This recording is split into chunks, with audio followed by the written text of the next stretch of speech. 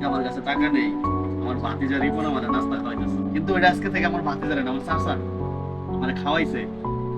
আহ, এই যে দুইটা পরোটা একদম ফুলফুল করতেছে, নরম সফট। ইস, গরিব মানুষ বলে একটা ডাইনিং টেবিলও নাই, বিছানার উপরে বসে বসে খাইতেছে। বিসমিল্লাহ। হুম, আল্লাহর বরকত, আলহামদুলিল্লাহ। তো খাবি নাস্তা?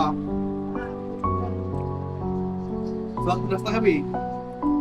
এই তুই খাবি? কেউ খাবি না, আমি একাই খাই।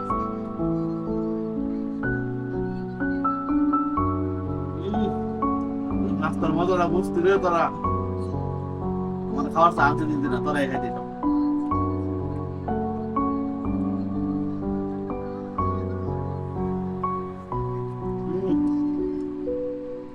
কি মজা রে ভাই, ডাইনিং টেবিল হলে বেশি ভালো হতো, পেঁয়াজ মরিচ দিলে আরো বেশি ভালো হতো।